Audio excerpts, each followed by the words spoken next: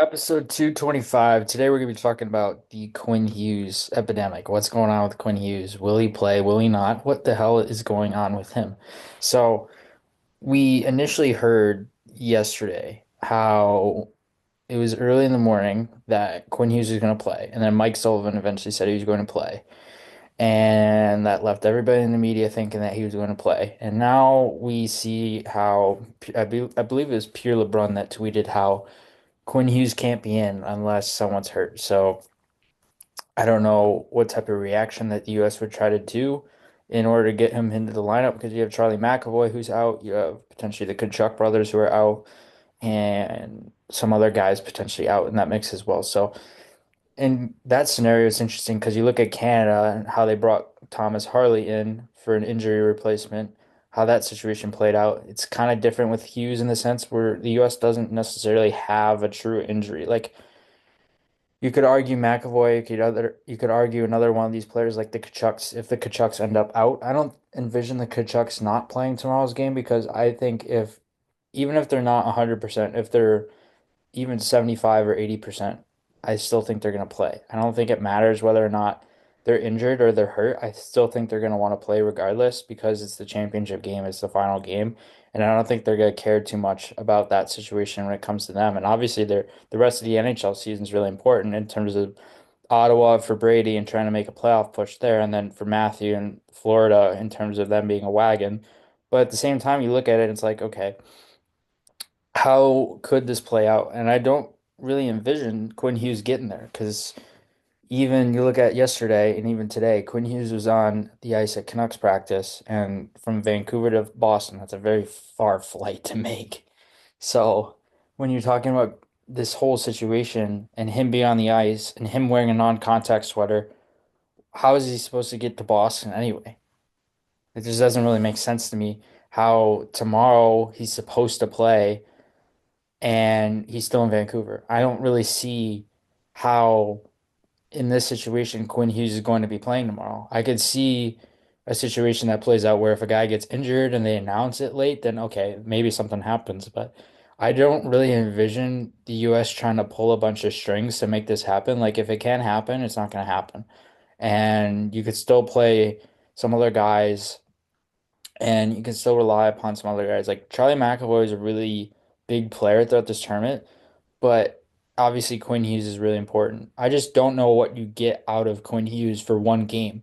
Like it's different if you had Quinn Hughes and he was playing throughout the whole tournament, and in this situation he'd be only able to play one game. And I don't know how much you're really getting out of Quinn Hughes who's coming off injury for one game. Like it's different if you get a stretch of games with him and he's playing consistently in the lineup and he's eventually working himself into a top pairing role in the US. But he hasn't played at all, even for the NHL team the last few weeks. And I just think it's interesting how I don't necessarily envision Hughes being dynamic right out of the gate, even if he did play tomorrow and the best case scenario played out. I don't really see how he'd make a massive impact that everybody is supposed to be seeing from him. I understand why he is going to be a player that would be so key with the situation that US has right now. I would say at worst, like you could put him if he makes it in a second pairing role and he flourishes, and maybe get some power play time in there too, and that could work out. But with him being on the Canucks and him being at their practice, him wearing a non-contact jersey, this whole situation is going to be really interesting to follow the next, I would say, 16 hours before the game because he could still play, he could still not. And it's so interesting because it's the day before the game is actually going to be played. And we still don't have an answer whether or not he's going to play or not. It's weird, but I don't think he's going to play. I think it's better for him not to in Vancouver's situation because he'd be flying from Vancouver to Boston and then to Vegas, which geographically speaking makes no sense at all for any player to do that unless he's 100%. Do it and put him in the lineup. He wants to be in the lineup. He even said so himself in the press conference and in the media. I believe it was yesterday or today. He said he wants to be there. But like I said before, I just don't know the amount of impact he'd be able to have. Like even if you look at a guy like Adam Fox or even Cale Makar last game, like Cale Makar was effective last game in his return off injury. Like this is a completely different situation with Makar and stuff because he was already in the tournament to begin with. But with Makar, it's like you look at him coming off injury or illness or whatever he was dealing with, and he was still effective, but he wasn't like dynamic. Like he was still making assertive plays, he was still engaged in the offense, but you didn't notice him a ton on the stat sheet. You didn't notice him a ton contributing to the offense. Like that's what I envisioned Hughes would be doing. You could put him, say, in a top pairing, second pairing role if he plays, and you might be able to get a point out of him, but I don't see much more than that.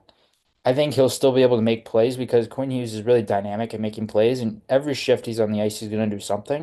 Like that's the thing with top players. Like you're not going to completely negate their impact. They're always going to create something, but it's just about trying to limit as much of it as you can.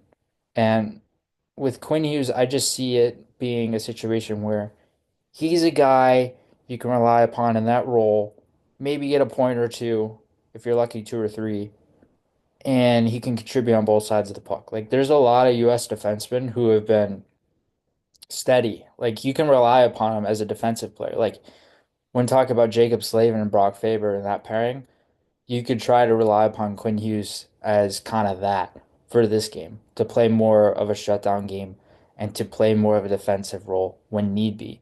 And Quinn Hughes is really good defending with his feet too. That's the other thing. He can really defend situations and catch up to people with his feet much more effortlessly than other defensemen.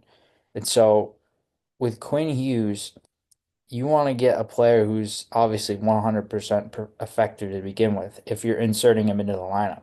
Because there's obviously going to be concerns on Vancouver's side. If you're playing him and then he's going to go to all these places, he got to go back to Vegas after that game, from Vancouver to Boston, then to Vegas.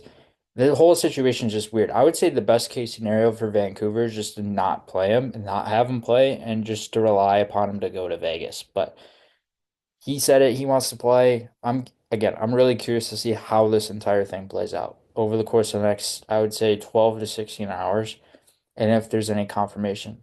Like I said, I don't envision him playing, but I could see it getting to a point where we come really close and a decision ends up being made where he plays, and that would be probably a decision that's made later on, more so closer to the game as well.